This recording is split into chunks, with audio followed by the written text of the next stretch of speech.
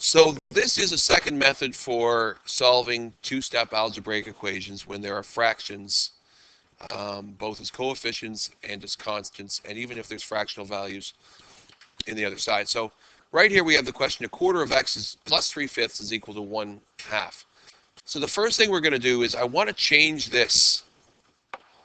I don't like the look of that. So what I want to really realize is that a quarter of x is the same thing as a quarter multiplied by x, or x over 1, which is the same thing as a quarter of x. So because that whole thing is true, a quarter of x is equal to x over 4, when you have those fractional coefficients, it's much easier to rewrite it that way in the way we used to write it in grade 7 and 8 than it is to keep it a fractional coefficient. So the first step I'm going to do is I'm going to change this equation to this. So I'm going to make it a little bit easier to read. Okay. Now I have a quarter of x plus 3/5 is equal to 1/2.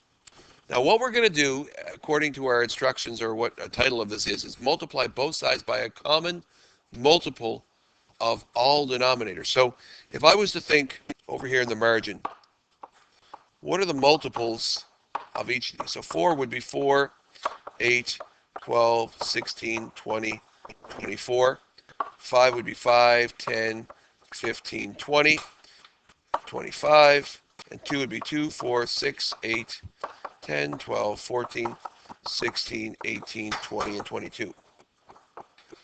Now, out of all of those multiples, the first one that all three of them share is the multiple 20. Okay? So all of those fractions, the fractions that have 4, the fraction with 5, so 4, excuse me, I'll use a highlighter. The denominator of 4, the denominator of 5, and the denominator of 2, those are all the fractions in our equation. And the first multiple that all of those share is the number 20. So what we're going to do is I'm going to erase this line here.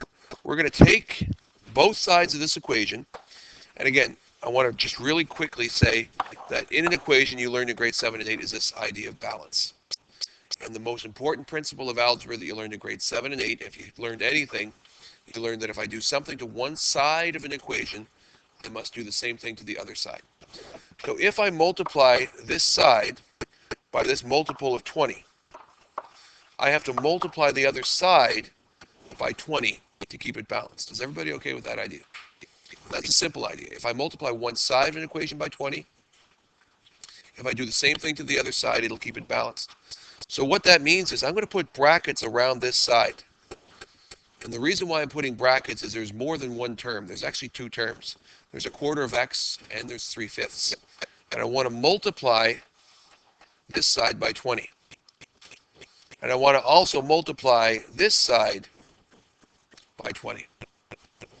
Now the reason why I use brackets there is because I want to multiply a quarter of x by 20, and I also want to multiply 3/5 by 20. So I want to think about this as being distributive property. Both of those terms are going to need to be multiplied by 20 if I'm going to multiply the entire side by 20, which means it's 20 multiplied by a quarter of x. It's 3/5 multiplied by 20. And over here, it's 1/2 multiplied by 20. So if I put and here instead, plus. If I multiply a quarter of x by 20, I multiply 3/5 by 20, and if I multiply 1/2 by 20, I've multiplied both sides by 20. That makes sense, right? So now what I have to do is figure out what is all of this. Okay? So we'll start with this. Start right here.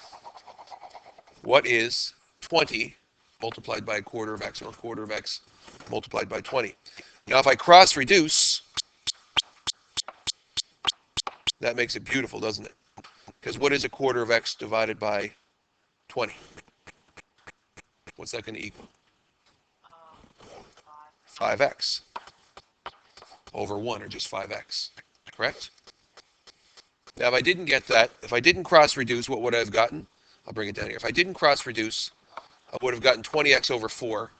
And back when we learned division of monomials, 20x divided by 4 is 5x, right? So I still would have gotten 5x, but I'd like you to get in the habit of cross-reducing because it's going to make your life a lot easier. In the next one, if I cross-reduce this multiplication, 20 over 5 is going to reduce to 4 over 1. And what's that going to give me? What's 3/5 multiplied by 20? 12. Is it a positive 12 or a negative 12? Well, this is a positive 20, and this is a positive 3/5, so it's going to be a positive 12, which means I'm going to think of it as being a constant of plus 12, or positive 12, okay? Equals, cross-reduce here, that's a 10. What am I going to get? I'm going to get 10, okay? So by multiplying both sides of what looked like a complicated equation, by simply multiplying both sides by a common multiple that all of the denominators share, I end up with a grade 7 algebra equation, right? This side is now 20 times bigger than it was, and this side is 20 times bigger than it was, but they're both equal. And therefore, this is a much easier equation to solve because now I have no fractions. My coefficients are not decimals or fractions. I just need to subtract 12 from both sides. I get 5x equals 2.